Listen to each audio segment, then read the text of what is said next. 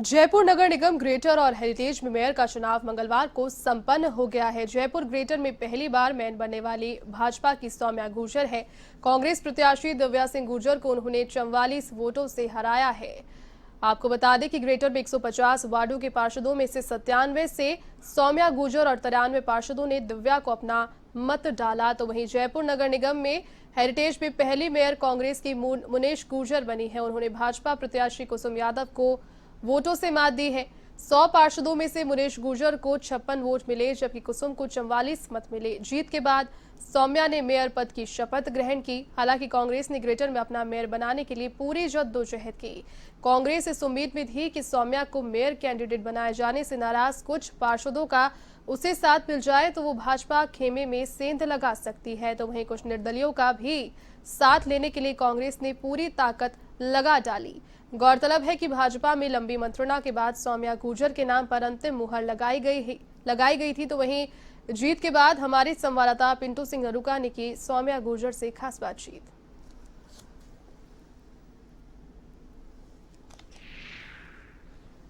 इस वक्त हमारे साथ बातचीत के लिए मौजूद है जयपुर ग्रेटर नगर निगम की नवनिर्वाचित मेयर सौम्या गुर्जर। हम सौम्या गुर्जर से बात करेंगे कि क्या प्राथमिकताएं उनकी रहेगी जयपुर ग्रेटर नगर निगम के लिए और क्या चुनौतियां उनके सामने रहेंगी। इस वक्त हमारे साथ बातचीत के लिए मौजूद है जयपुर ग्रेटर नगर निगम। सौम्या जी, क्या चुनौतियां आपके सामने रहेगी और क्या प्राथमिकताएं जयपुर ग्रेटर में आपकी? सबसे पहले तो जयपुर की तमाम जनता को धन्यवाद देना चाहती हूं कि उन्होंने भारतीय जनता पार्टी के प्रति अपना विश्वास और मत अपना देकर और चुना हमें।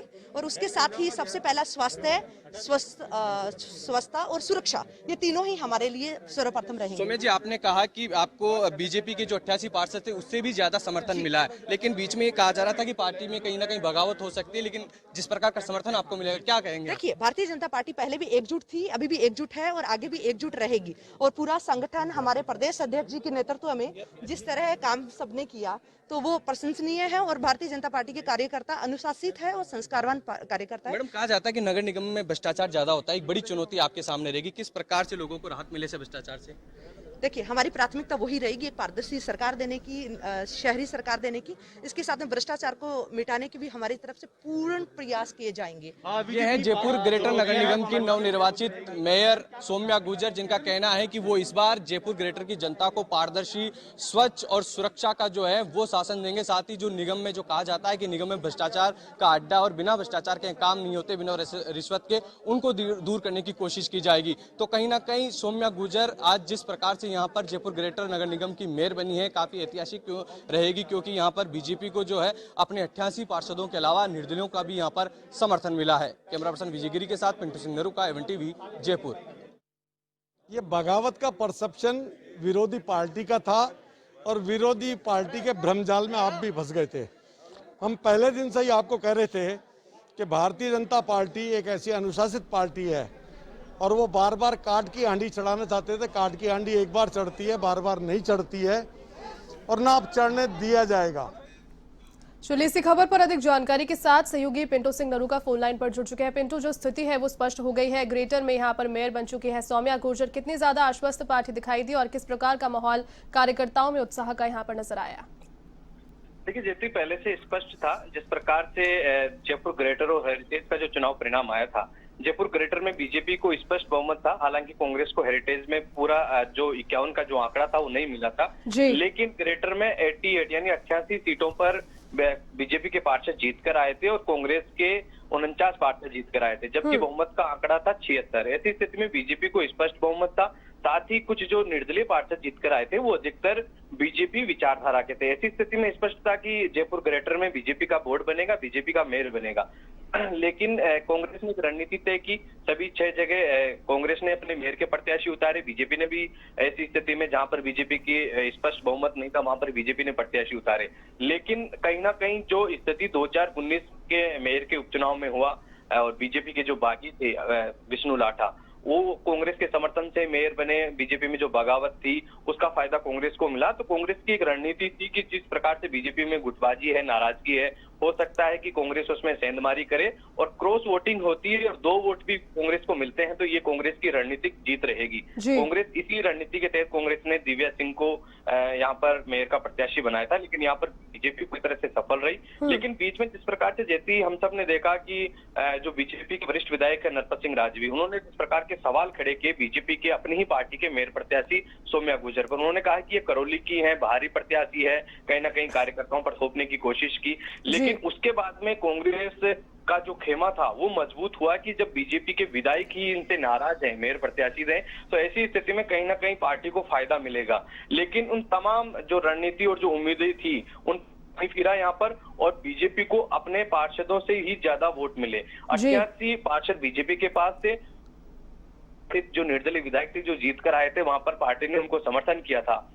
ऐसे में 90 पार्षद होते थे, लेकिन बीजेपी को यहाँ पर 97 पार्षद मिले और एक बड़ी रणनीतिक जीत भी यहाँ पर पार्टी की रही, संगठन की रही। तो सौम्या गुर्जर जयपुर ग्रेटर की मेयर बनी। साथ ही यहाँ पर एक पार्टी का जो एक संगठन का एक मैसेज भी यहाँ पर गया कि जिस प्रकार से संगठन ने पहली बार विधायकों पर लगाम लगाई और जो तमाम जो बागी थे जिस प्रकार से उन पर सख्ती की, उससे कहीं ना कहीं पार्टी में एकजुटता का भी मैसेज गया, संगठन का भी मैसेज गया और जयपुर ग्रेटर में ये बीजेपी की बड़ी जीत रही। जी जैसी पिंटू, आपने बात की सौम्या गुर्जर से, उनके जीतने के बाद में क्या कुछ उनका कहना था, क्या आगे की रणनीति रहेगी प्रदेश में उनके कार्यकाल के दौरान, माफ कीजिएगा राजधानी जयपुर में कार्यकाल के दौरान, ग्रेटर में?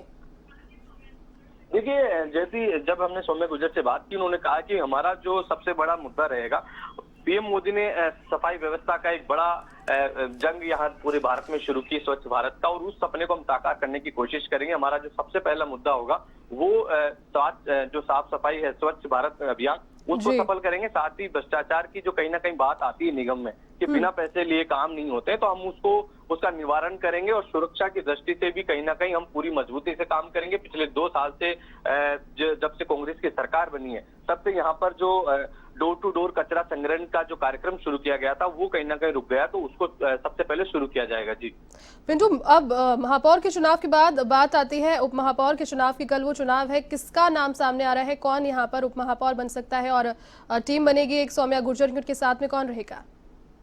देखिए, ये तय है जैसी कि ओबीसी महिला मेयर बनी है तो अब सामान्य वर्ग से डिप्टी मेयर बनाया जाएगा और पुरुष वर्ग से बनाया जाएगा। सबसे जो मजबूत नाम है वो एक पुनीत कर्नावट है, मालवीय नगर विधानसभा क्षेत्र से आते हैं, और जितेंद्र श्रीमाली जो यूनिवर्सिटी के पूर्व प्रेसिडेंट रहे हैं और भाजपा में प्रदेश प्रवक्ता रहे हैं, उनका भी नाम है, और हरीश शर्मा, ये 3 प्रमुख तौर पर नाम है। इन तीनों में से किसी एक का यहाँ पर डिप्टी मेयर बनना तय है। फिलहाल अभी तक किसी प्रकार की औपचारिक घोषणा नहीं हुई है डिप्टी मेयर के नाम की, लेकिन जल्द ही आज देर रात तक फाइनल हो जाएगा और कल जो डिप्टी मेयर है वो बीजेपी खेमे से बनना लगभग तय माना जा रहा है। जी पिंटू, बहुत शुक्रिया तमाम जानकारी के लिए। तो नतीजों का आज दिन रहा ग्रेटर में, यहाँ पर सौम्या गुर्जर ने अपनी जीत दर्ज की है। यहाँ पर तो भारतीय जनता पार्टी की मेयर बन चुकी है। राजधानी जयपुर में 2 नगर निगम बनाए गए थे इस बार, और राजधानी के ग्रेटर नगर निगम में सौम्या गुर्जर ने एक अच्छे आधार पर जो जीत है वो दर्ज की है। बढ़त यहाँ पे बनाते हुए एक बार फिर से ग्रेटर में कहा जा सकता है कि कमल का जो फूल है वो खिला है, और शपथ ग्रहण समारोह उनका जो था वो हो गया। शपथ ग्रहण की और बात की यहाँ पर अपने कार्यकाल के दौरान क्या उनकी रणनीति रहेगी अपने बोर्ड के अंदर और अपने क्षेत्र में विकास के लिए, ये सभी बातें साझा की।